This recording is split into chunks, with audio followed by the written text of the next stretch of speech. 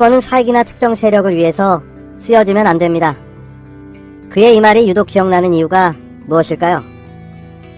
윤석열 검찰청장 장모 최모 씨의 은행잔고 증명 위조 사건은 여러모로 조국 전 장관 가족의 동양대 표창장 수사와 비교될 수밖에는 없는데요. 그 이유는 유사점이 너무 많고 뚜렷하기 때문입니다. 그 첫 번째는 최 씨도 정경심 동양대 교수 모두 사문서 위조 혐의를 받고 있습니다. 최 씨는 무려 350억 원에 달하는 은행잔고 증명서 위조 의혹을 받고 있는 반면 정경심 교수는 동양대 표창장을 위조했다는 혐의로 기소돼 재판을 받고 있는데요. 같은 사문서 위조지만 사이즈는 상당히 다르고 한쪽은 이미 구속된 상태입니다. 두 번째는 공소시효 문제인데요. 지난해 9월 검찰은 공소시효 만료 하루 전 정 교수를 소환조사 없이 기소했습니다. 그런데 공교롭게도 4월 1일 최 씨의 공소시효는 불과 열흘도 채 남지 않았는데요. 피고발인 조사를 마친 의정부지검이 최 씨를 소환조사할지 최 씨가 소환에 불응한다면 그대로 기소 여부를 결정할지도 주목됩니다. 세 번째, 법무부 장관에 이은 검찰청장의 가족 수사라는 점인데요. 일명 조국 사태 당시 검찰 수사의 정당성을 주장하던 이들은 법무부 장관과 그 가족들이 누구보다 법을 준수해야 하지 않느냐고 항변했고, 마찬가지로 윤석열 청장과 그 가족들에게도 같은 잣대, 같은 법과 원칙을 적용해야 하는 것은 상식이어야 된다는 거죠. 법무부 장관 인사청문회라는 시기적 차이만 있을 뿐 최 씨 수사를 이대로 접는다면 검찰청장 윤석열이란 현관 예우 때문이라는 의혹을 피할 수 없습니다. 윤 청장은 취임사에서 검찰권이 사익이나 특정 세력을 위해 쓰여서는 안 된다고 말했는데요. 그가 그간 반복해서 강조해왔던 법과 원칙을 지키는지 이목이 집중되는 이유입니다. 반면 현재 수사 진행 상황을 놓고 보면 윤석열 검찰의 법과 원칙이 무용지물이 된 것이 아닌가라는 의심을 지울 수 없습니다. 조 전 장관 인사청문회가 열렸던 지난 9월과는 여러 상황이 너무나도 뚜렷이 차이가 나기 때문인데요. 먼저 첫 번째, 수사 의지와 규모, 그리고 수사력의 차이입니다. 검찰이 조국 전 일가족 수사에 투입했던 그 많은 수사 인력들은 다 어디로 갔는지, 동양대를 비롯해 수십 차례 압수수색을 벌이고 김경록 PB를 비롯해 수많은 참고인들을 소환 조사하던 그 검찰권은 왜 감감무소식인지, 시민들로부터 왜 검찰이 윤석열 청장 자택을 압수수색하지 않느냐는 비아냥이 나오는 것도 다 그래서인 겁니다. 둘째, 피해자라 주장하는 고소고발인의 존재인데요. 조국 일가족 수사 당시 검찰은 고소고발에 의한 수사라 어쩔 수 없다는 입장이었지만 그중 실제로 피해를 입은 이들은 한 명도 없었습니다.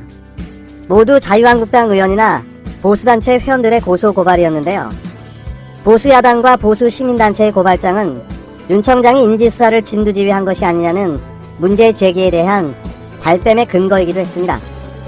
한편 동양대 표창장 위조 사건의 강력한 참고인이었던 최성해 청장은 내가 결제 안 한 표창장이 있긴 있었다라며 최근 말을 바꾸기도 했는데요.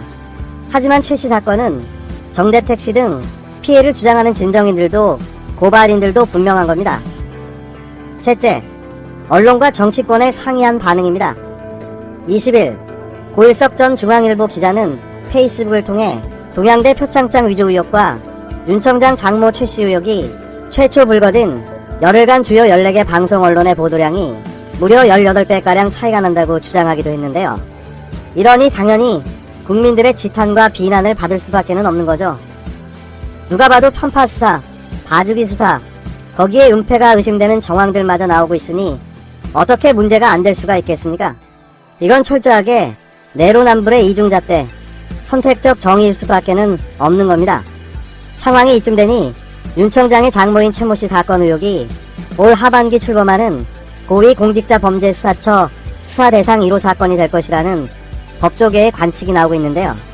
관련 의혹이 석연치 않게 종결될 경우 공수처의 수사 대상이 될 것이라는 분석입니다. 이 가운데 최 씨를 고소고발한 정모 씨 등이 2017년 대선 당시 문재인 캠프 인사로 활동한 이력이 제기되면서 수사를 기획한 것이 아니냐는 등의 각종 의혹도 제기되고 있는데요. 이건 한마디로 물타기의 전형적인 수법이죠. 벼랑 끝 코너로 물리자 쾌쾌 묵은 물타기 신공이 또 나온 겁니다. 22일 법조계에 따르면 의정부지검 형사 1부 정효삼 부장검사는 최 씨가 부동산 투자를 하며 통장 잔고 증명서를 위조했다는 의혹, 최 씨가 소송 사기 및 무고 사문서 위조를 벌인 의혹과 윤 청장의 부인 김모 씨가 소송 사기에 연루된 의혹, 윤 청장이 직권남용한 의혹 등을 두고 수사에 착수한 상황인데요. 최 씨의 통장 잔고 증명 위조 의혹 사건에 대해서는 경찰도 관련자에 대한 수사를 본격화하고 있습니다. 법조계 일각에서는 검경이 수사의 속도를 내고 있어도 규명하기 쉽지 않은 만큼 공수처가 바톤을 넘겨받아 관련 수사에 나설 가능성이 있다고 보고 있는데요. 통장 잔고 증명서 위조 의혹 등 최 씨 일부 사건 공소시효가 오는 10월까지 적용될 가능성이 제기되면서 7, 8월께 출범 예정인 공수처가 공소시효 기간이 임박한 해당 사건을 제일 먼저 처리할 것이라는 관측이 우세합니다. 검사장 출신 한 변호사는 공소시효 기간이 하반기까지 적용될 경우 공수처의 첫 수사 대상이 되는 데는 의심의 여지가 없다며 검찰청장 사건이어서 첫 개시 수사의 제격인데다 공소시효 기간 만료가 임박했기 때문이라고 설명했는데요. 한편 법조계에서는 최 씨에 대한 검경의 전방위 수사가 윤석열 흔들기라는 주장도 나오고 있습니다. 한 차장검사 출신 변호사는 총선이 다가올 때쯤 뜬금없이 윤 청장 장모 고소고발건이 터지는 게 의아스럽다며 장모 관련 의혹이 사실로 판명될 경우 도의적으로 윤 청장이 옷을 벗어야 할 상황이 올 수도 있다고 지적했는데요. 인간이라면 이 정도쯤 되면 당연히 옷을 벗는 게 맞는 거죠. 윤 청장은 자신의 장모 최 씨 사건에 대한 은폐와 무마시도 정황들이 쏟아져 나오고 있는 상황 속에서도 굳굳하게 자신의 자리를 지키고 있습니다. 그는 아마 이런 생각을 하고 있을지 모릅니다. 옷을 벗으면 죽는다. 반드시 버텨야 산다. 하지만 그게 잘못된 생각이라는 사실을 왜 그만 모르고 있는 걸까요? 저를 비롯한 검찰 구성원들은 검찰의 변화를 바라는 목소리가 그 어느 때보다도 크다는 것을 잘 알고 있습니다. 검찰 개혁을 위한 국민의 뜻과 국민의 대의기관인 국회의 결정을 충실히 받들고 검찰 스스로 추진할 수 있는 개혁 방안은 과감하게 실행해 나가겠습니다. 저희를 비판하시는 그 여론에 대해서는 저희들이 또 겸허히 그 비판을 받아들여서 저희들 일하는 데 반영하고 또 저희를 그 응원해 주시는 분들에 대해서는 또 감사한 마음으로 또 그렇게 생각을 하면서 일할 뿐이고.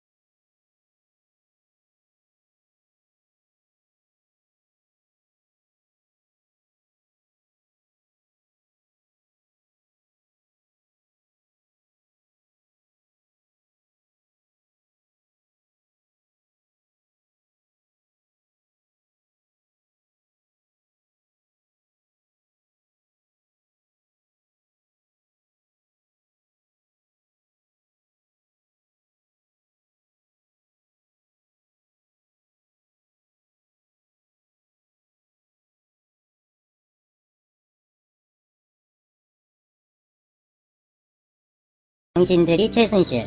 이거 조선일보의 헤드라인 기사였습니다. 그러니까 안철수가 최순실을 나쁘다고 하는 건지, 최순실이 북을 싸고 돌았다는 것인지, 유시민 이사장을 필두로 문재인 대통령 지지자들이 최순실이란 것인지 뭐 굳이 이해하고 싶지 않아서 대충 이렇게 생각하고 있습니다. 이 발언이 나온 배경은 유시민 이사장이 알릴레오를 시작하고 김정은에 대해서 계몽군주다 이런 말을 하면서 시작이 됐습니다. 유시민 이사장의 말의 맥락을 보면 이번 서해 피살 사건에 대해 북한 고위 지도부가 고의로 일으킨 사건은 아닐 거라. 김정은은 정상국가를 목표로 하고 있다. 그러면서 김정은의 성향을 계몽군주라고 비유했습니다. 북한이란 나라가 우리가 생각하는 민주주의 국가는 아니죠. 김씨 왕조로서 김정은은 3대째 세습을 했습니다. 그래서 이를 군주제에 비유를 하는 것이죠. 다만 아버지와 할아버지 세대와 다른 것은 김정은이 민주주의를 지향하지는 않아도 적어도 자본주의를 중심으로 한 경제체제로 전환하고 있으며 한반도 분단 상황에서 정상국가로 방향을 틀었다는 것은 명확하죠. 그렇지 않다면 트럼프 대통령이나 문재인 대통령과도 정상회담 같은 거 하지 않았겠죠. 그런데 이 말씀을 드린 것은 안철수의 말이 중요한 게 아니라 안철수의 말을 재생산해서 배포를 열심히 해주는 조중동입니다. 조중동은 안철수를 보수 진영의 대선 후보로 꼽는 듯 합니다. 사실 보면 선택의 여지가 없다고 할까요? 국민의힘에서 눈에 띄는 대선 후보가 없습니다. 그나마 황교안이 있었는데 황교안은 완전히 물 건너갔죠. 이제 2년 남았는데 민주당처럼 차기 대선 후보가 적어도 당대표라든가 최고위원, 특임위원 이런 거라도 해서 홍보전에 돌입해야 하는데 없습니다. 그러다 보니 외부로 눈을 돌렸는데 반기문의 경우 약발이 받지 않습니다. 그래서 고양이 손이라도 필요한지 안철수를 끌고 들어오고 있습니다. 그런데 문제는 주호영은 안철수가 제법 마음에 드나 본데 김종인과 안철수는 사이가 안 좋습니다. 이렇게 보면은 주호영이 당대표를 노리고 있는 것 같기도 한데요. 현재 원내대표고 11월 달에 김종인의 비대위가 끝나면 이때 당대표 선출을 해야 합니다. 그걸 노리는 것으로 좀 보이는데 그 전에 23억 이거 해결해야 되지 않겠습니까? 여하튼 주호영은 안철수를 대선 후보로 영입하여 다음 판을 보려고 하는 것 같은데 8월 27일 김종배의 시선 집중에 나왔던 주호영 전화통화에서 이렇게 말을 합니다. 안철수에게 서울시장 후보로 같이 가자. 이제 선택은 안철수와 국민의당에 달렸다. 이렇게 말합니다. 현재로서는 서울시장 후보로 안철수를 데려오고 싶나 본데요. 그 이후에 대선 후보로 가자는 거겠죠. 그렇게 한 달이 지난 9월 23일 주호영이 같은 말을 또 합니다. 안철수와 국민의당과는 언제라도 같이 할 수 있다. 이 9월 23일 대한민국 미래혁신 포럼이 열렸습니다. 이거 그냥 뉴라이트의 새로운 버전이라고 보면 됩니다. 이때 초청 강연으로 안철수가 참가했고 혁신 10가지 과제니 뭐니 이거 2012년도에 하던 거 그대로 반복했습니다. 그런데 주목할 것은 이날 국민의당에서 30여 명의 의원이 참가했는데 장제원이라든가 이런 사람들 다 왔습니다. 그런데 중요한 것은 김종인이 오지 않았다는 겁니다. 그리고 9월 23일 주호영은 이런 말도 합니다. 원희룡, 오세훈 이렇게를 대권주자라고 말합니다. 여기에 안철수를 넣어 대선 트리오를 만들겠다 이런 전략인 듯 합니다. 근데 이 세 명의 이름을 부르고 나서도 전혀 무게감을 느끼지 못한다는 게 이들도 잘 알고 있겠죠. 그런데 안철수는 생각이 다릅니다. 안철수의 거대한 꿈은 오로지 대통령이죠. 그런데 역시 김종인이 문제입니다. 이 사이가 안 좋은 두 사람. 안철수는 자신이 문재인 대통령보다 나은 대선 후보다 이런 착각 속에 살고 있고 김종인은 깜이 되지 않는다고 보고 있다는 게 문제입니다. 김종인 본인이 나가서 떨어지나 안철수가 나가서 떨어지나 어차피 정권 못 잡는 건 마찬가지니 평생의 꿈 대선 후보가 되고 싶은 거겠죠. 이러다 보니 두 당의 협상이 지지부진합니다. 안철수는 국민의힘 공석인 당대표 아니면 적어도 공동 당대표 정도 예우를 내주면 들어가겠다는 것인데 비록 국민의당 병사 3명이 전부인 초라한 부대이긴 하지만 그 뒤에는 MB의 아바타가 버티고 있기 때문에 자신들이 대단한 조직으로 보이나 봅니다. 이렇게 보면 11월 김종인의 비대위 체제가 끝나고 12월 새로운 당대표와 원내대표가 선출되면 그때쯤 안철수가 국민의힘과 공동 당대표 정도로 해서 숟가락을 얹지 않을까 그렇게 보고 있습니다. 그러므로 국민의힘과 국민의당이 합쳐서 국민의힘당이 되는 것은 빨라야 12월, 사실상 내년 1월이나 2월 돼야겠죠. 그리고 거의 관심 밖으로 사라진 권은희, 이태규, 계명대학교 동산병원 수간호사였던 최연숙 이렇게 모두 비례의원들입니다. 이들에 대한 기사 하나 나오지 않는 것 보면 4.15 선거 이후 어쨌든 월급만 따박따박 받아가는 듯합니다. 한편 국민의힘과 국민의당의 매판은 이태규입니다. 이태규는 MB계로서 국민의힘과 국민의당을 중매하고 있는데 열심히 하라고 해야죠. 어쨌든 김종인은 올해까진 비상대책위원장입니다. 대선 후보로 누구를 마음에 두고 있는지는 모릅니다. 하지만 안철수와는 선을 그었죠. 이렇게 조속하게 선을 그은 것은 안철수의 국민의당에게 당권을 넘겨주고 싶지 않다는 것이겠죠. 그리하여 안철수는 이미 대선 준비에 들어갔습니다. 이미 올해부터 시작을 했죠. 진중권이나 서민 등 어설픈 사람들이 안철수의 줄을 대고 있습니다. 안철수는 이것이 외연 확장으로 보이나 본데 큰 실수하는 거죠. 진중권이나 서민을 지식인으로 보는 사람이 요즘 있을까요? 그냥 딴지나 열심히 거는 그냥 그런 아저씨들이구나, 그렇게 보지 않을까요? 여하튼 안철수는 빨리 김종인을 쫓아내고 국민의힘의 당대표가 되고 싶을 텐데요.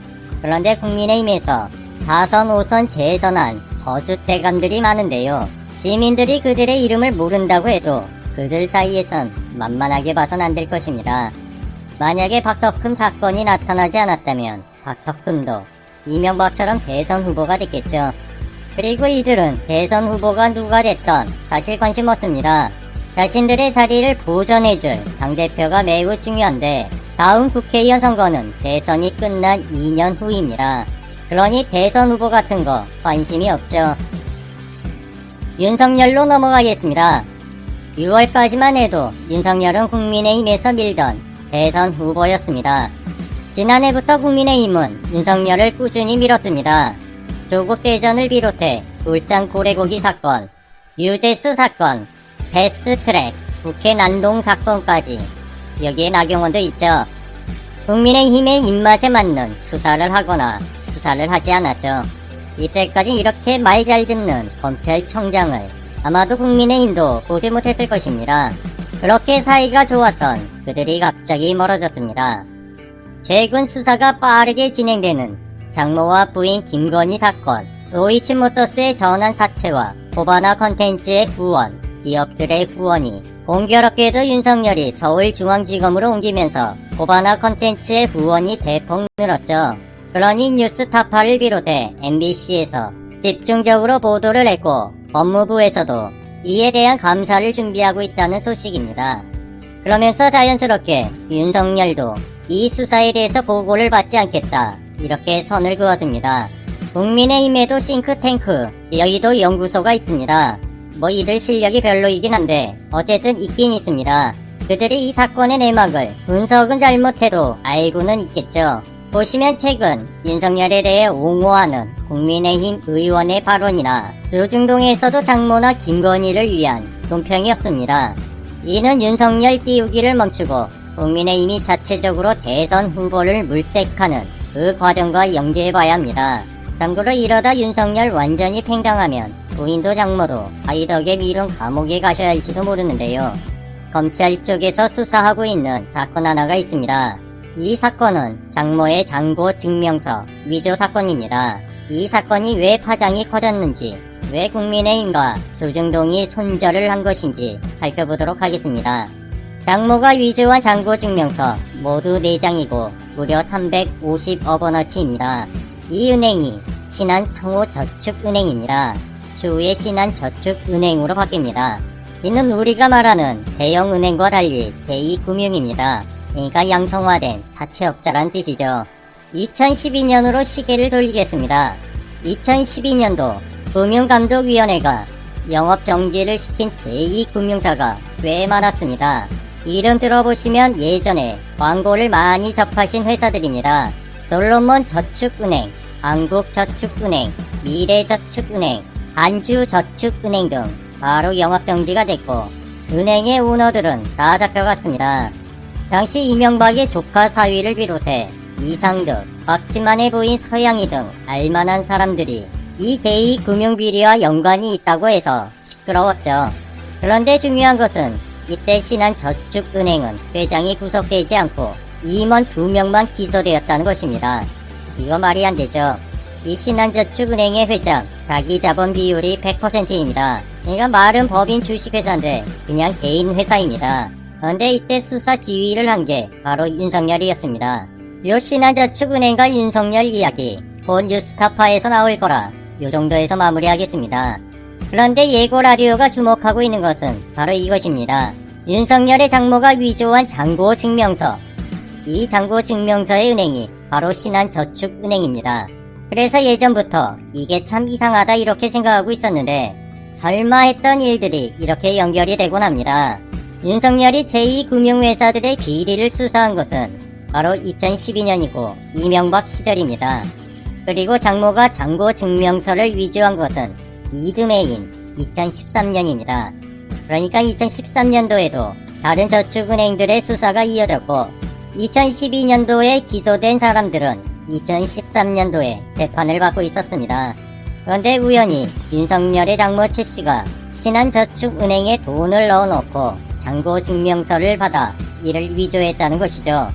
진짜로 우연히 윤석열의 장모 최씨가 신한상호저축은행에 돈을 넣어놨을 수도 있을 것입니다.